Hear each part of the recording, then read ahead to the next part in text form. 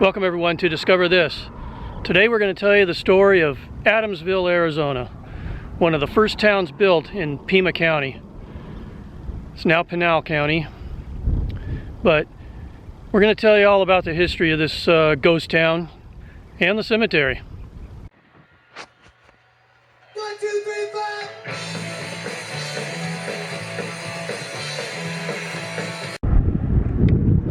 Now here at the intersection of 287 and Adamsville Road, which isn't marked by the way, but you'll figure it out if you come out here, is the marker for the town of Adamsville.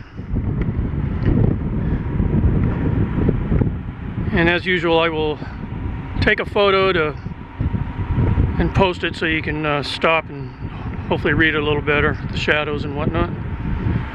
But anyway, right here, before you go down Adamsville Road right there to the what's left of the town proper.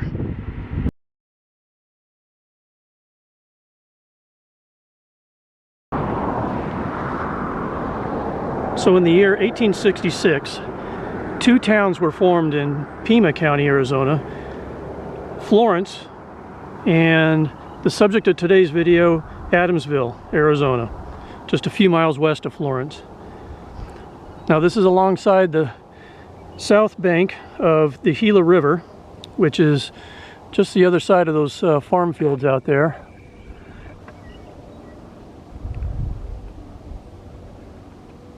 Now Adamsville was named for its founder, the original settler Fred A. Adams. Now he first dug a canal to irrigate his portion of the farmland here, and the first store in Adamsville opened in the winter of 1866, 1867. Now this is the remnants of one of the stores. I don't know that it's the original store, but they had a few stores here once the town got going.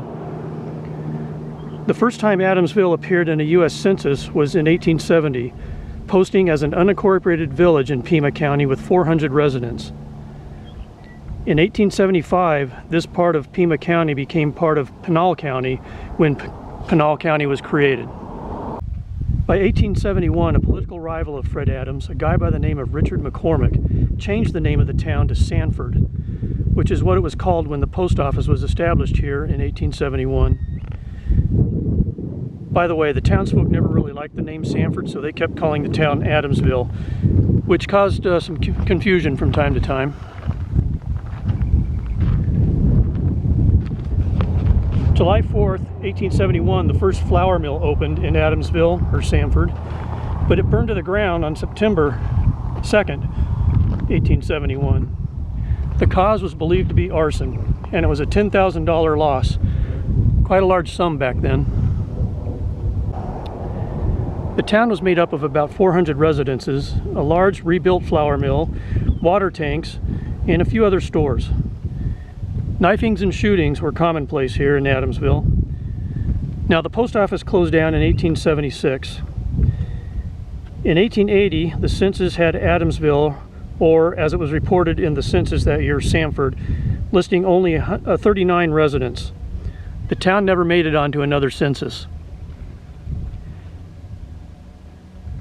In 1900, the Gila River overflowed and destroyed most of the town, especially the adobe homes. Those who survived the flood moved to Florence, just a few miles east of here, and that was it for Adamsville. By 1920, it was a ghost town. And Fred A. Adams passed away in 1910.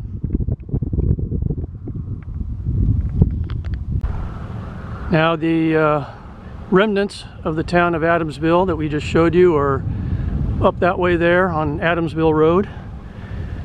And just down the road a little piece are the water towers that were built for Adamsville. And then also standing is the water tower that was part of the town before it was gone by 1920. So just a couple of the only other remnants left.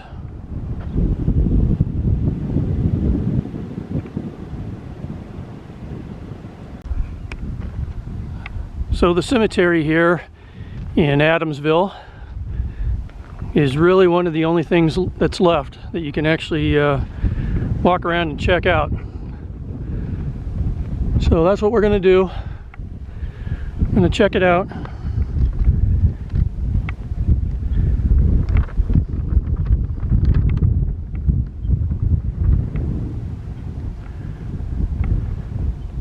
Now this cemetery is in a state of disrepair for quite a long time, and a local Boy Scout, as part of his Eagle Scout project, had people come out or he organized a work party to kind of repair and do some maintenance on this. And he also was able to track down and document approximately 52 of the people who are laid to rest here, who otherwise were basically somewhat unmarked. So that's pretty cool.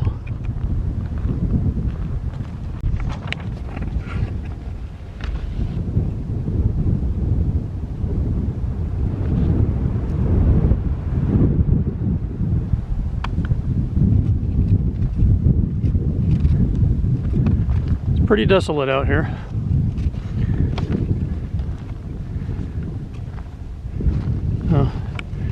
And that's not spooky, one bit.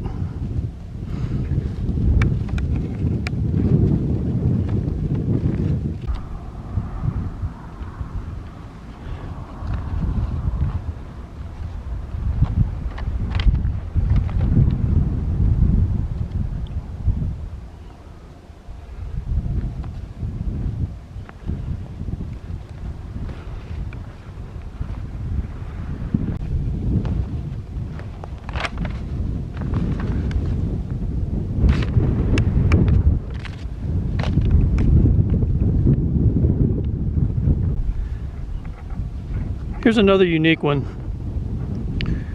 This is Captain Granville Henderson Oury. He went to school, got his law degree, passed the bar in 1848. In a series of moves, he went from Texas to California, then to Tucson, Arizona. He was a judge for the district court in Arizona and New Mexico.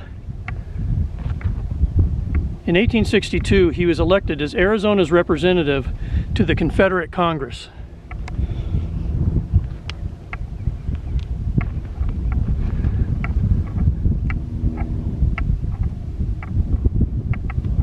He resigned the same year to become captain in the Arizona Cavalry of the Confederate Army.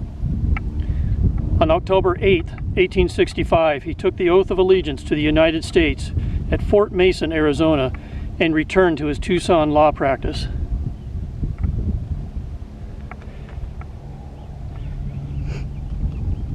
He served in various Arizona political offices, including Speaker of the House in the Arizona Territorial House of Representatives.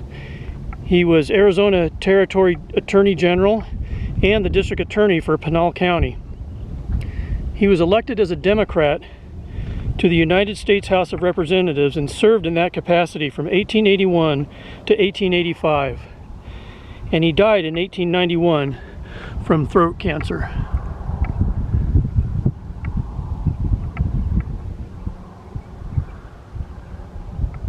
So quite a lot of history with this one gentleman here.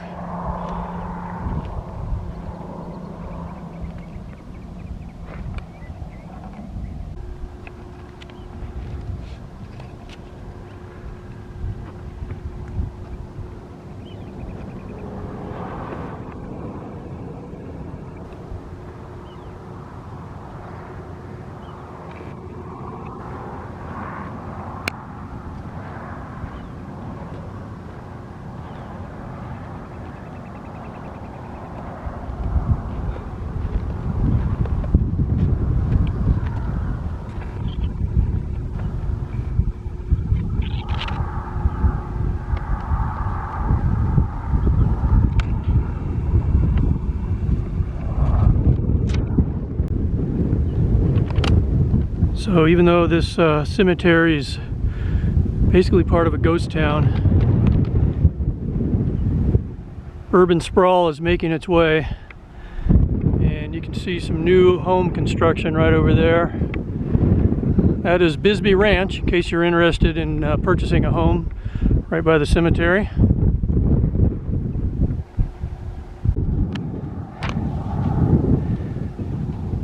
And of course, the one person we were coming to look for, actually, Fred Adams, the founder of Adamsville.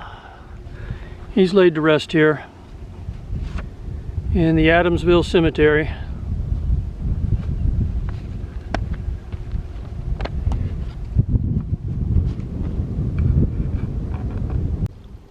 Well, that's going to do it, ladies and gentlemen, for this short story on Adamsville, Arizona. Not a whole lot to chew on here as far as what's left of the town at all, but we'll be getting to some more of these ghost towns and places out in the middle of nowhere that we can kick around and see what's left. So I appreciate you taking time to watch this video, and I thank you for checking out Discover This, and we will see you on the next one.